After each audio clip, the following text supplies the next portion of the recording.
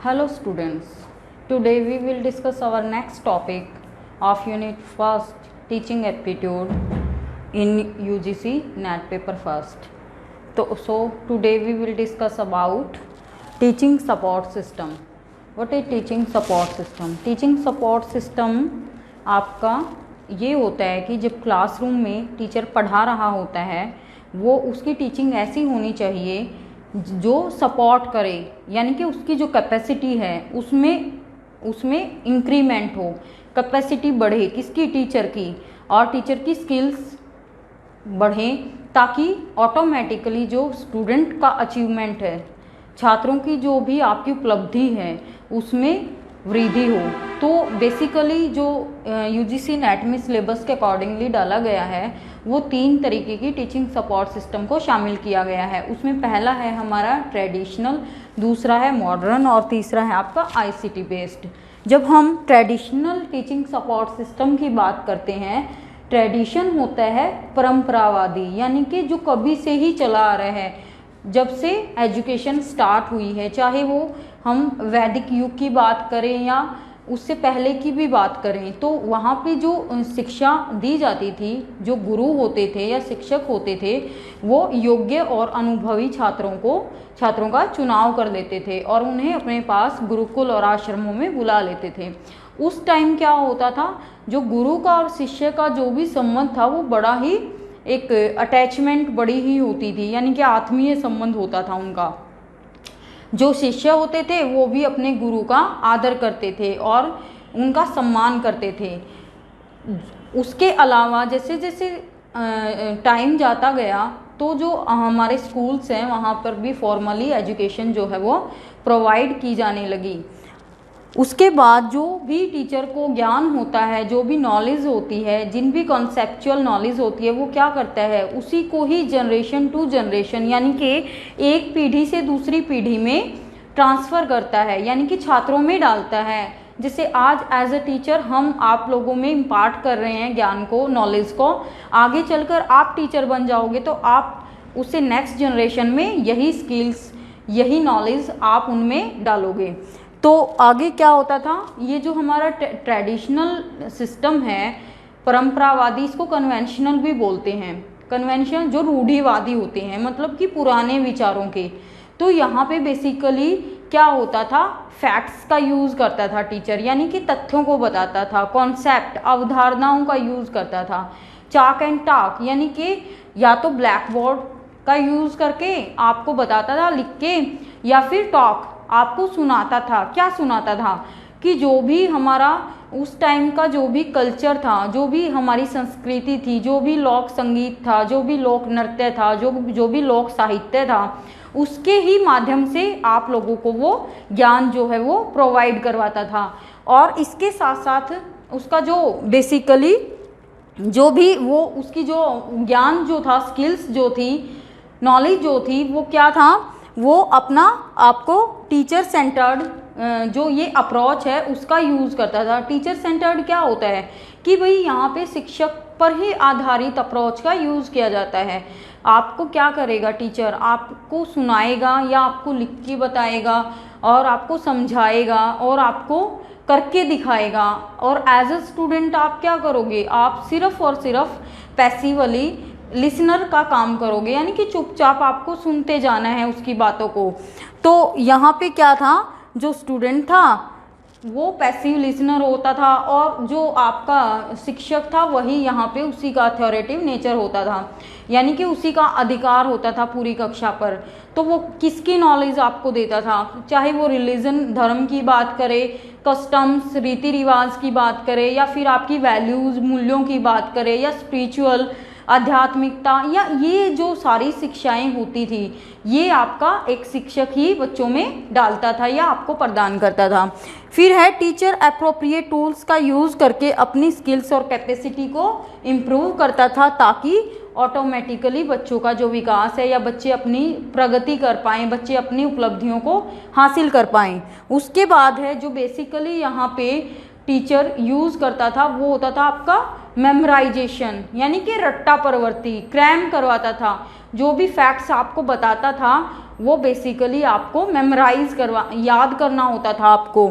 उसके बाद आप रॉट लर्निंग की बात करता था, क्रैमिंग की, कॉन्सेप्चुअल ज्ञान देता था आपको, यानी कि सिर्फ और सिर्फ तथ्यों को बताता था और एज इट आपको वो समझने होते थे।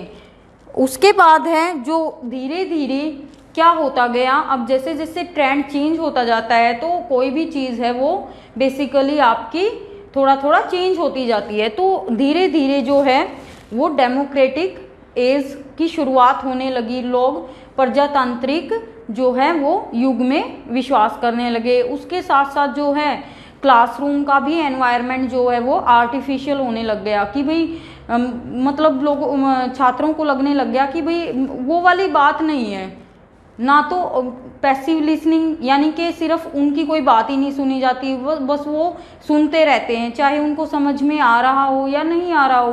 तो उसके बाद है जो ऑब्जेक्टिव्स ऑफ टीचिंग थे, यानी कि शिक्षा के जो उद्देश्य एक टीचर लेके आता है कक्षा में पढ़ाने से पहले, उनको प्राप्त करना बड़ा ही डिफ़िकल्ट होने लग गया। उसके बाद जो है यहाँ पे बेसिकली जो टीचर यूज़ करता है वो किसका करता है, एक तो बुकिश नॉलेज आपको प्रोवाइड करता है, यानी कि सिर्फ पुस्तकों का ज्ञान, उसके अलावा कुछ नहीं, ना व्यवहारिक की बात करता है ना प्रैक्टिकल की बात करता है।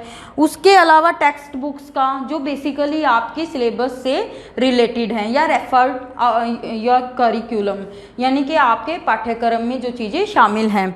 उसके बाद है मैकेनिकल यांत्रिक बताता था और कन्वेंशनल मेथड्स का भी यूज़ करता था, यानी कि जो ऐसे मेथड्स जो टीचर पढ़ाते थे जिन विधियों का यूज़ करके वो भी आपकी पुरानी हो गई थी, रूढ़िवादी हो गई थी, उनमें क्या था बेसिकली अब तक भी लेक्चर मेथड का जो ट्रेंड है वो चेंज नहीं हुआ है, हालांकि इसका जो थोड़ा थोड़ा रूप है वो बदल गया है। उसके साथ साथ लेक्चर और डेमोन्स्ट्रेशन मेथड का अब ज़्यादा यूज़ किया जाने लग गया है, क्योंकि जो डेमोन्स्ट्रेशन है यानी कि प्रदर्शन विधि और उसके साथ साथ लेक्चर मेथड यानी कि आपको दिखाना भी है और बताना और समझाना भी है। और उसके साथ साथ क्या था, असाइनमेंट्स या आपकी reading text book, written assignments, इन्हीं पर ही बेसिकली फोकस किया जाता था कि भाई आपको असाइनमेंट लिखने दे दिए, बुक पढ़वा दी, घर से गृह कार्य दे दिया।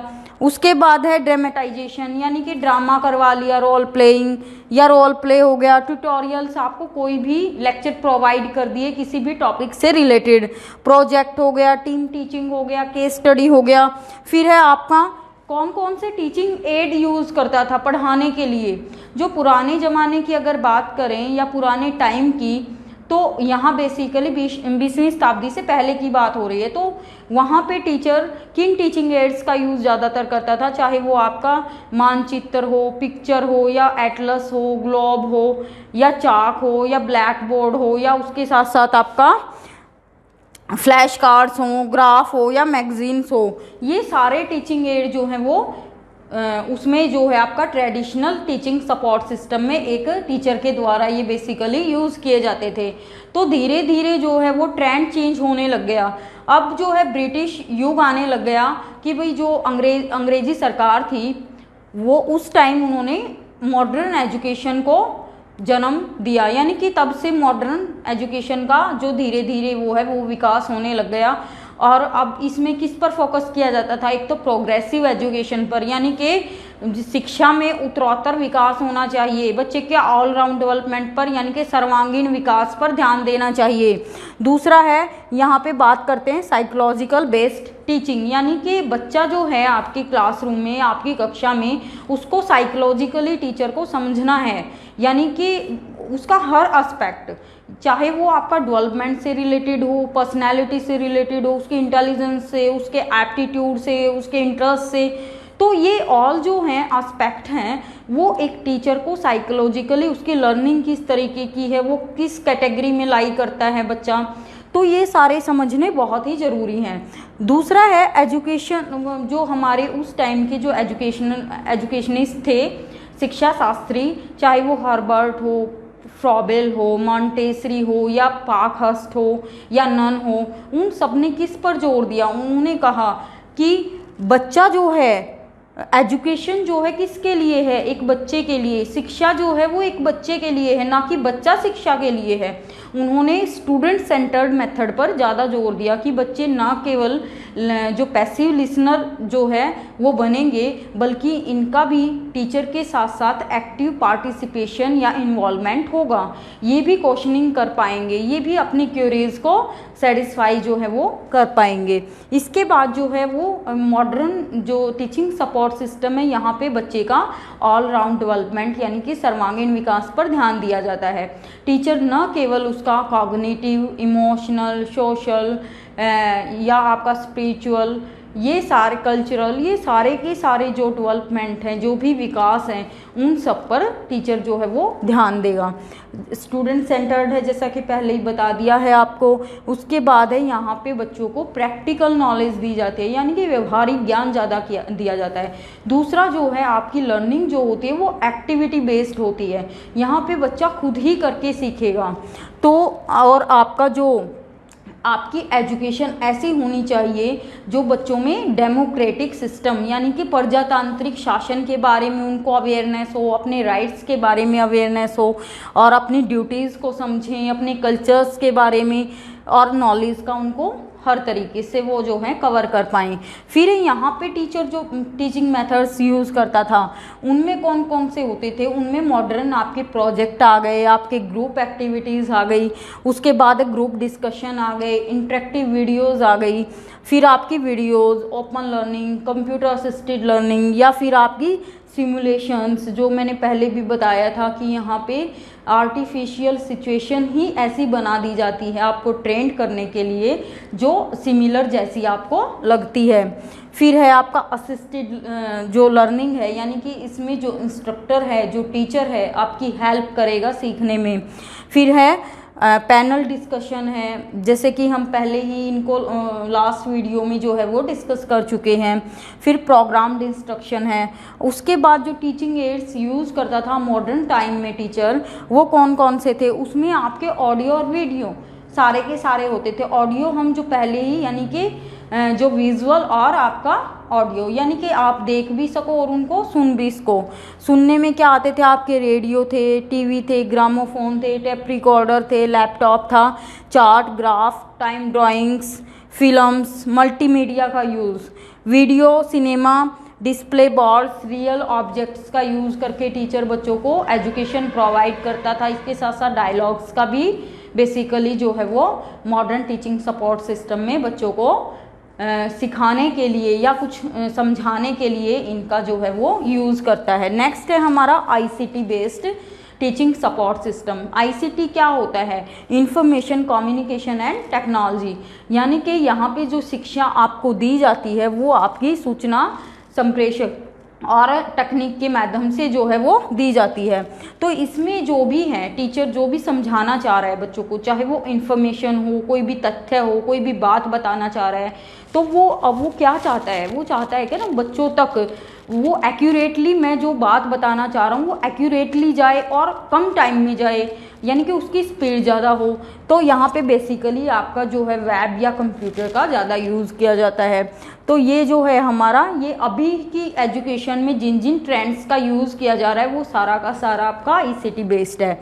फिर इसमें क्या होता है, आपकी बेटर स्टूडेंट लर्निंग होती है और टीचिंग मेथड्स भी आपके पहले से बेटर होते हैं, यानी कि जो भी बच्चे सीखते हैं वेब के थ्रू, ऑनलाइन वीडियोज़ के थ्रू, यूट्यूब के माध्यम से या एजुकेशनल चैनल के माध्यम से, वो सारा बेटर लर्निंग को दिखाता है और उसके साथ साथ टीचर जो है वो अपनी स्किल्स को इम्प्रूव करते रहते हैं। फिर जो कंपोनेंट हैं आईसीटी में वो हैं आपके 4 कंपोनेंट है, हार्डवेयर, सॉफ्टवेयर और आपका नेटवर्क, और एक है आपका ह्यूमन। यानी कि जो हार्डवेयर है उसमें वो चीज़ें शामिल होती है जो आपको आपके पास दिखती हैं, आपको फिजिकली प्रेजेंट होती हैं, जैसे माइक्रो कंप्यूटर है, सर्वर है, मेन फ्रेम है, इनपुट है जो हम डालते हैं, जो आउटपुट बाहर निकल के आती है। सॉफ्टवेयर में क्या होता है, ऑपरेटिंग सिस्टम, जैसे जो उसको अंदर से ऑपरेट करता है। वेब ब्राउज़र होते हैं, डीबीएमएस डेटाबेस मैनेजमेंट सिस्टम होता है, कॉमर्शियल सॉफ्टवेयर साइट्स होती हैं। तीसरा है आपका नेटवर्क टेक्नोलॉजी, यानी कि यहाँ पे नेटवर्क नेटवर्कों का नेटवर्क, जैसे इंटरनेट की जब बात करते हैं तो वो होता है वाईफाई होता है, यानी कि आपका ये वायरलेस फिडेलिटी यानी कि बेतार जो है संचार प्रणाली। फिर है आपका जो चौथा था ह्यूमन वाला, उसमें क्या आता है आपका सारा नेटवर्क के एडमिनिस्ट्रेटर आते हैं जो भी नेटवर्क को चलाते हैं। फिर है यहाँ पे कौन सी जो लर्निंग होती है आईसीटी में, वो वर्चुअल लर्निंग की बात करता है। वर्चुअल यानी कि आपका टीचर जो आपको पढ़ा रहा है ऑनलाइन, वो एक ऐसा माहौल बना देता है, ऐसा क्लासरूम क्रिएट कर देता है जो आपको रियल जैसा ही दिखाई देता है। जो वर्चुअल लर्निंग की बात करता है, लर्निंग के मॉड्यूल्स तैयार करता है according to learning capacity of the students. फिर है आपका सैटेलाइट का यूज़ किया जाता है, जो अभी हमने लास्ट लेक्चर्स में जो बात करी थी, सैटेलाइट बेस्ड जो हम लर्निंग की टीचिंग की, वो सारा वेब बेस्ड लर्निंग होती है। यहाँ पे जो आपके टीचिंग मेथड्स या आपका वो यूज़ किए जाते हैं वो कौन से होते हैं, एक तो वर्चुअल लैब, यहाँ पे वर्चुअल लैब का यूज़ किया जाता है। इसके साथ साथ रियलिटी जो भी आपका वास्तविकता में है। OER ओपन एजुकेशनल रिसोर्सेज जो सबके लिए खुले होते हैं, हमने पीछे डिस्कस किया था। ये होता है आपका लर्नर डायरेक्टेड लर्निंग। नेक्स्ट है TDL टीचर डायरेक्टेड लर्निंग। फिर है आपका इंडिविजुअल लर्निंग, जो यानी कि हर बच्चे की इंडिविजुअली लर्निंग पर फोकस करता है। फिर आपका ब्लेंडेड लर्निंग, यहाँ पे ऑनलाइन और फेस टू फेस दोनों का मिक्सचर होता है। फ्लिप लर्निंग जो आप घर बैठे सीखते हो जब भी आपका मन करे। मॉक्स में आपको massive open online courses for students. स्पॉक्स क्या होता है, small private open courses for students, यानी कि यहाँ पे तो मैसिव बहुत सारे पार्टिसिपेंट्स होते हैं एक ही समय पर, और यहाँ पे स्मॉल ग्रुप होता है, 20 या 30 आपके पार्टिसिपेंट्स जो है वो लर्निंग प्रोसेस में भाग लेते हैं। उसके बाद है LMS लर्निंग मैनेजमेंट सिस्टम। तो इसी के साथ हमारा जो हम टीचिंग सपोर्ट सिस्टम की बात कर रहे थे, जो कि हमारी लर्निंग को बेटर बनाता है, और टीचर जो है बेटर टीचिंग मेथड्स का यूज़ कर सकता है बच्चों को कुछ भी सिखाने और पढ़ाने के लिए और उनकी अचीवमेंट को बेहतर बनाने के लिए। तो मिलते हैं आपको नेक्स्ट वीडियो में। अगर आपको वीडियो अच्छी लगे तो प्लीज़ शेयर करना, सब्सक्राइब करना चैनल को, और बेल आइकन के बटन को प्रेस करना, ताकि जो फर्दर नोटिफिकेशंस है वो सबसे पहले आप तक पहुंच पाए। Thanks for listening.